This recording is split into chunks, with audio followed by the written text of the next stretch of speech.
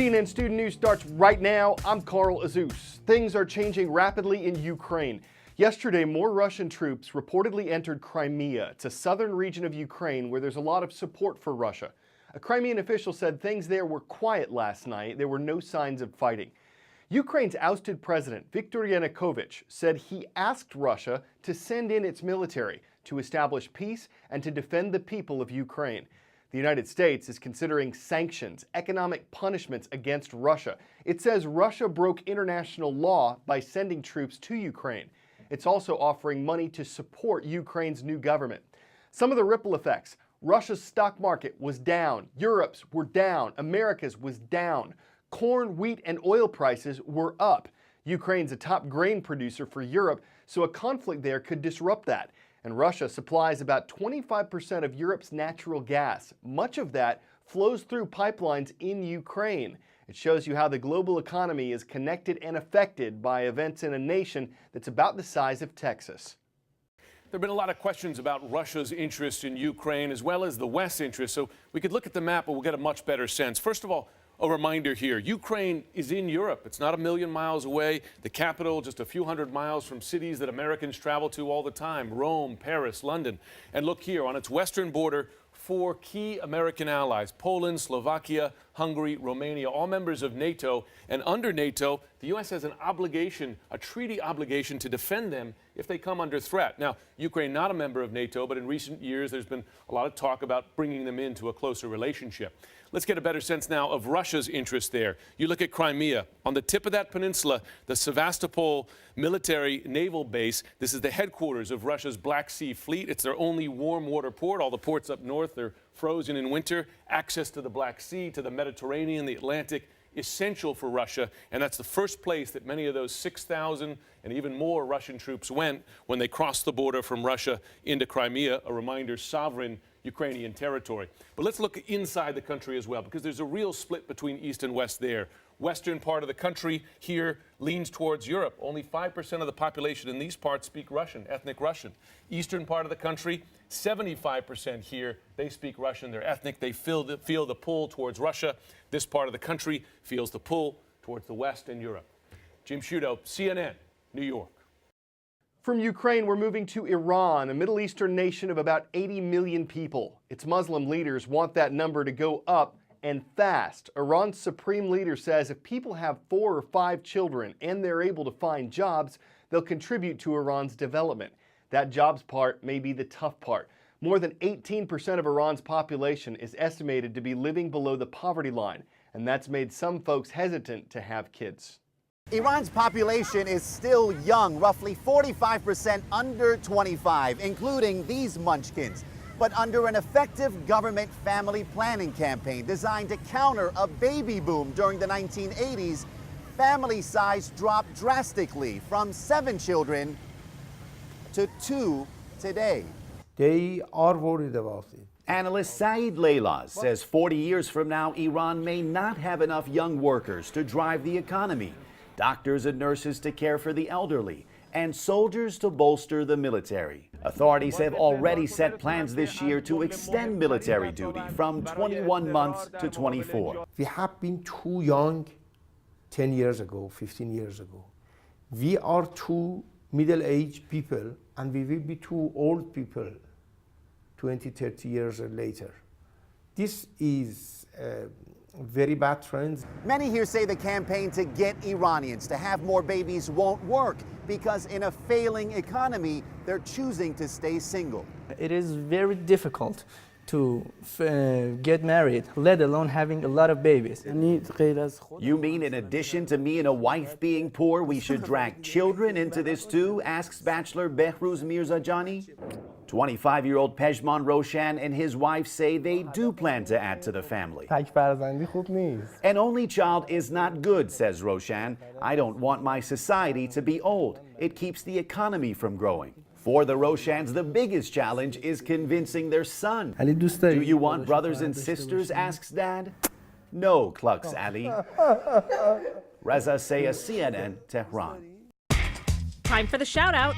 Which of these events occurred in 1957? If you think you know it, shout it out. Was it when the first satellite launched, Korean War ended, color TV was introduced, or Disneyland opened. You've got 3 seconds. Go. The only one of these events that happened in 1957 concerned a satellite named Sputnik 1, the first man-made satellite in orbit. That's your answer, and that's your shout-out. Sputnik 1 lasted about a year before it re-entered Earth's atmosphere and burned up, but thousands of other objects we've launched into space don't do that. They just hang out in orbit, spinning around the Earth until they possibly hit something.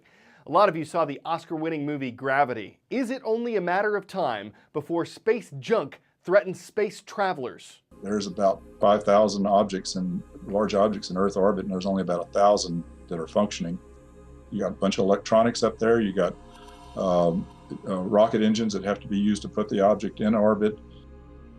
I published my paper in 1978 on which led to this Kessler syndrome name. It's a cascading phenomena in the sense that when things break up, they produce both a very large distribution of small fragments and a smaller number of larger fragments. And those larger fragments are still large enough to go on and hit a satellite and totally break it up. And so it cascades into an increasing number of collisions with time. It's a slow process. It's not something that would normally happen as quickly as demonstrated in the movie Gravity, but it's still a real process.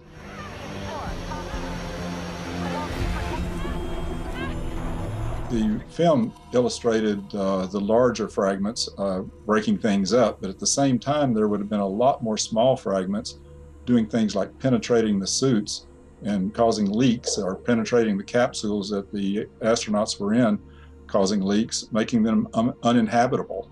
So, and that would be a much more probable thing to happen actually than the cascading that's shown.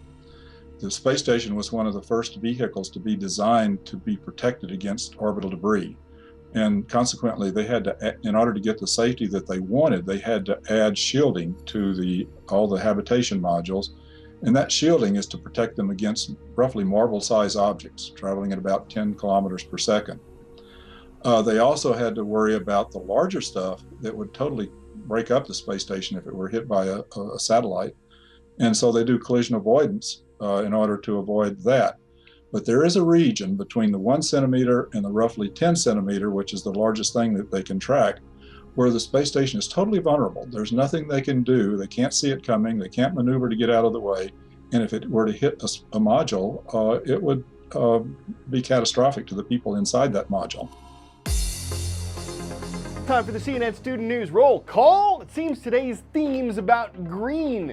In Henderson, Nevada, we've got the Gators of Green Valley High School. In East Grand Forks, Minnesota, we've got the Green Wave of East Grand Forks Senior High.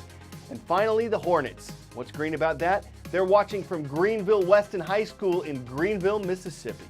Alaska, not very green this time of year, but the snow, ice, and unexpected obstacles are all part of the Iditarod, what's known as the last great race.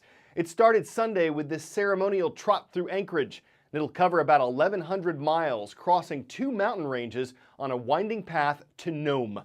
The modern version of this began in 1973, but its roots are in the early 1900s when sled dogs helped people get mail and supplies to mining camps in northwest Alaska.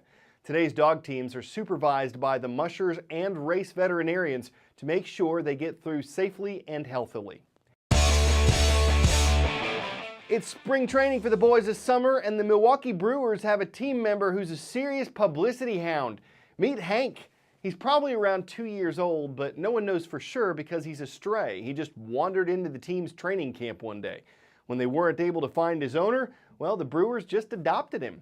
Hasn't had one at bat yet, but Hank's already a star. The number on his jersey, 1. He came out of left field, caught the team off base, but seems to be having a ball. If the Brewers do well, we'll know what dogged their opponents, what made them pant, what got Milwaukee into the Howl of Fame. He's a regular Yogi Barka, a Steven Strasburg, a Babe Ruth. He's an instant hit as long as he avoids the catcher for all K9 innings. I'm Carl Azus, and I'm out.